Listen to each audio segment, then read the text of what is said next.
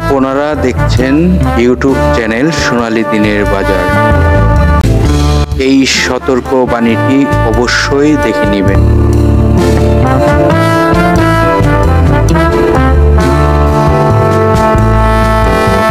আসসালামু আলাইকুম সম্মানিত বিনিয়োগকারী ভাই ও বোনেরা, আশা করি সবাই ভালো আছেন। আজকের ভিডিওর টপিকটি ইতিমধ্যে আপনারা ফলো করেছেন। এই স্টকটি কি এখন জাদু দেখাবে মার্কেটে? তো নিশ্চয়ই এই স্টকটির বিষয়ে যখন আপনারা জানতে পারবেন তখন বুঝতে পারবেন কি আলোচনা রয়েছে এই স্টকটিতে। দেখুন, আজকে আমরা আলোচনা করার পূর্বে গত কার্যদিবসের কিছু ঘটনা নিয়ে আলোচনা করি। আপনারা ইতিমধ্যে ফলো করেছেন যে ধারাবাহিকতায় মার্কেটের একটি যে নেগেটিভ মুভমেন্ট চলে দিয়েছে ডিএসসি 100 সূচকে, এটি কিন্তু ধারাবাহিকতায় রয়েছে। তো এখন এই অবস্থা থেকে আমরা কিভাবে মুক্তি পাবো? তো আমাদেরকে মুক্তি এখান থেকে পেতে হলে নিশ্চয়ই নিয়ন্ত্রণ সংস্থার ভালো একটি উদ্যোগ আসতে হবে আমাদের মার্কেটে।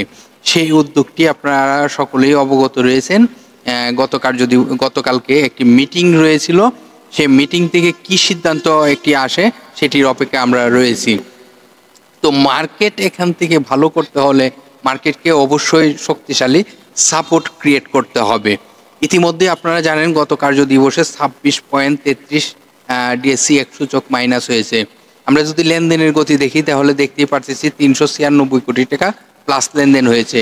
এবং আমরা যদি পজিটিভে থাকা শেয়ার সংখ্যাটি দেখি তাহলে ইতিমধ্যে দেখতে পারতেছি 119টি কোম্পানি। দর হারার তালিকায় যেখানে নেগেটিভে ছিল 210টি কোম্পানি এবং 64টি কোম্পানি ছিল যে প্রাইজে ওপেনিং হয়েছে সেই প্রাইজেই ক্লোজিং হয়েছে। তো ইতিমধ্যে আপনারা দেখতে পারতেছেন গত কার্যদিবসে সেক্টরের মধ্যে জেনারেল ইন্স্যুরেন্স সেক্টরটি মোটামুটি ভালো একটি পজিশন ধরে রেখেছিল এই দুর্বল মার্কেটে। দ্বিতীয় অবস্থানে টেক্সটাইল ছিল, তৃতীয় অবস্থানে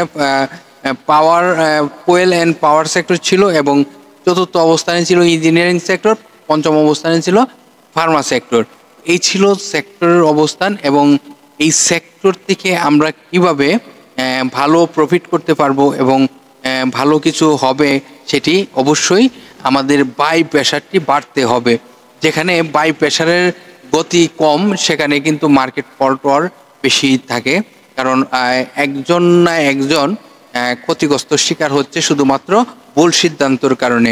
কারণ সেল প্রেশারে কিন্তু কখনো ভালো কিছু হয় না, কারণ আমরা ভুলে হোক যেভাবেই হোক সেল প্রেশারে রয়েছি এবং আমরাও ভুলে সেল করে দিছি। তো এখান থেকে আমাদেরকে বের হয়ে আসতে হবে। তো আজকের আলোচনার যে স্টকটি সেই স্টকটির বিষয়ে আপনাদেরকে জানাবো এই স্টকটির কোথায় সাপোর্ট, জানাবো স্টকটির কোথায় রেজিস্ট্যান্স। আজকের আলোচনার যে স্টকটি সেই স্টকটির ন্যাব যদি আমরা বলি তাহলে এই স্টকটির ন্যাব রয়েছে 42 টাকা 71 পয়সা এবং এই স্টকটি গত কার্যদিবসে মার্কেটে ক্লোজিং হয়েছে ভালো একটি মুভমেন্ট নিয়ে 45 টাকা 80 পয়সায়। এবং এই স্টকটির যদি শেয়ার সংখ্যাটি বলি তাহলে শেয়ার সংখ্যা রয়েছে 17,91,00,000। শেয়ার সংখ্যা অনেক এবং এই স্টকটি টেক্সটাইল সেক্টরের একটি স্টক। এই স্টকটির ফার্স্ট কোয়ার্টার আয় রয়েছে 1 টাকা 7 পয়সা।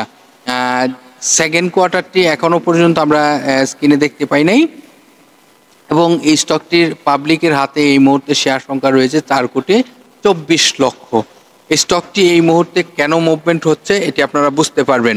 দেখুন, আপনাদেরকে সবসময় একটি জিনিস বলার চেষ্টা করি যে একটি স্টক যখন কারেকশন হতে হতে আবার এই স্টকটিতে কিন্তু একটি সময় মুভমেন্ট চলে আসে। তো এই বিষয়টি আপনাদেরকে দেখাবো এবং এই স্টকটির কোথায় সাপোর্ট কোথায় রেজিস্ট্যান্স সকল তথ্যই কিন্তু জানাবো। আজকের আলোচনার যে স্টকটি প্যারামাউন্ট টেক্সটাইল, এই স্টকটি সংক্ষেপের নাম হলো পিটিএল।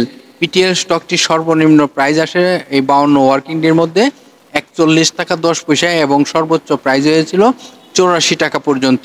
এই স্টকটি ডিভিডেন্ড হিস্ট্রিটি চমৎকার রয়েছে এবং বাংলাদেশ পুঁজিবাজারের তালিকাভুক্ত হয়েছিল 2013 সালে এবং স্টকটি এক ক্যাটাগরিতে লেনদেন চলিতেছে। এই স্টকটি শর্ট টাইম এবং লং টাইমের কিন্তু বিগ অ্যামাউন্ট লোন রয়েছে, নিশ্চয়ই আপনারা দেখে নেবেন। প্যারামাউন্ট টেক্সটাইলের যে ওয়েবসাইটটি রয়েছে সেখান থেকে আপনারা আরও আপডেট তথ্য সংগ্রহ করার চেষ্টা করবেন। আশা করি আপনারা এই তথ্যগুলো বুঝতে পারছেন ডিএসসির ওয়েবসাইট থেকে। এখন আপনাদেরকে নিয়ে যাব এই স্টকটির আরএসআই কত। জানাবো স্টকটির সাপোর্ট কোথায়, জানাবো স্টকটির রেজিস্ট্যান্স কোথায়। এখানে মার্কেটে কি এখন এই স্টকটি জাদু দেখাবে কিনা সেটিও আপনাদেরকে বুঝাবো। অবশ্যই মনোযোগ দিয়ে বোঝার চেষ্টা করবেন। আজকের আলোচনার যে স্টকটি প্যারামাউন্ট টেক্সটাইল পিটিএল, এই স্টকটির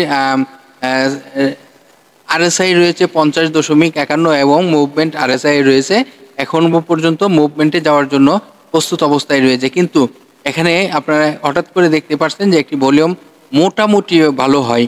এখন এই ভলিউমটি যদি ধারাবাহিকতায় আরও 2-3 কার্যদিবস অ্যাক্টিভ থাকে তাহলে কিন্তু ভালো হবে। এখানে কথা হলো যে অ্যাক্টিভ থাকার আগে কিন্তু এখানে ফল্ট করার সম্ভাবনা থাকবে, কারণ যে কোনো স্টকেরই এখন কিন্তু এই যে একটি স্ট্রং বাই যে সাপোর্ট এবং এটি কিন্তু নেই। আবার এই স্টকটিতে যে একদম গেমলিংয়ের মতন যে একটি মুভমেন্ট আগে থেকে শুরু হয়েছে এরকমও কিছু নয়। তো এখানে হলো কথা হলো যে স্টকটি মার্কেটে ভালো করতে হলে তাকে কিন্তু অবশ্যই যে রেজিস্ট্যান্সটি এটি ব্রেকআউট করতে হবে যদি ভালো করতে হয়। 48.90 রেজিস্ট্যান্স, এবং এই রেজিস্ট্যান্সে যাবে কিনা এটি আগামীকালের মানে আজকের যে লেনদেন, আজ যে বৃহস্পতিবারের লেনদেন, সেখান থেকে কিন্তু বোঝা যাবে যে এটি কি আগামী দিনগুলোতে জাদু দেখাবে কিনা। আসলে এরকম অবস্থা এখন কোনো টেক্সটাইল সেক্টরের মধ্যেই কোনো স্টকেরই নাই। তো এই স্টকটি কি দেখাবে কিনা সেটি আপনারা দেখতে থাকুন। আর এই 48.90 যে রেজিস্ট্যান্সটি এটি ব্রেকআউট করে যদি কন্টিনিউ করতে পারে তাহলে স্টকটি ভালো কিছু করবে। আপাতত তাছাড়া আর কিছু বোঝা যাচ্ছে না। আর এই স্টকটি যদি আবারও কারেকশানে আসে তাহলে সাপোর্ট কোথায় দেখুন। সাপোর্ট এটি যেখান থেকে গত কার্যদিবসে মুভমেন্ট চলে আসছিল যে 44 টাকার কাছাকাছি থেকে 44 টাকাতে সাপোর্ট রয়েছে, এবং এই স্টকটির শক্তিশালী সাপোর্ট 44 টাকাতে। আজকের আলোচনার যে স্টকটির পিটিএল, এই স্টকটির গুরুত্বপূর্ণ তথ্যগুলো আপনারা বুঝতে পারছেন। মেইন গুরুত্বপূর্ণ বিষয়টি হলো যে 48.90 ব্রেকআউট করবে কিনা, এবং যদি না করে তাহলে কততে তার হাফ ডাউন থাকবে। তো এইসব প্রাইজে কিন্তু হাফ ডাউন থাকতে পারে, যেমন 44 এবং 45-46 এরকম প্রাইজে হাফ ডাউন থাকতে পারে। এখন কথা হলো টেক্সটাইল সেক্টরের যদি মুভমেন্ট আসে তাহলে স্টকটি ভালো করার সম্ভাবনা থাকবে। তবে শেয়ার সংখ্যা কিন্তু অনেক বেশি, যেখানে 17 কোটির উপরে। আরও অনেক কোম্পানি রয়েছে যে আরও অনেক শেয়ার সংখ্যা কম। তো এই স্টকটি পিটিএল স্টকটি কিন্তু খুবই মার্কেটে একসময় অনেক হাই প্রাইজও ছিল। এটিও কিন্তু আপনাদের মনে রাখতে হবে, 80 টাকা উপরও কিন্তু লেনদেন হয়েছে। তো এটি হলো স্টকটি দীর্ঘদিন যাবৎ যেহেতু একটি কারেকশানে রয়েছে, তারপর একটি মুভমেন্টে আসতেছে, এরকম কিন্তু হয়ে থাকে। মাঝে মধ্যে ভালো একটি প্রফিট দিয়ে আবার হঠাৎ করে ফল্ট করে প্রাইস। যেমন এখানে বেশ কয়েকটি রিসেন্টলি যদি আমি বলি যে বেশ কয়েকদিনের মধ্যে যদি আমরা 1, 2, 3, 4 এরকম কিন্তু 4টা ফল্ট হয়েছে। একদিন ভালো ভলিউম হয়, ভালো প্রাইস হয়, তারপর কিন্তু প্রাইস ফল্ট হয়েছে, এরকম কিন্তু রেকর্ড রয়েছে। সেই জন্যই বললাম যে জাদু দেখাবে কিনা এটি আমাদেরকে দেখতে হবে। তো মার্কেটে জাদু দেখাতে হলে কিন্তু কন্টিনিউ ভলিউমও থাকতে হবে, কন্টিনিউ প্রাইসও আপ থাকতে হবে, তাহলেই মার্কেটে একটি স্টকের জাদু দেখাতে পারে। তো ভালো থাকেন, সুস্থ থাকেন। আজকের আলোচনাটি অবশ্যই আপনারা বুঝতে পারছেন।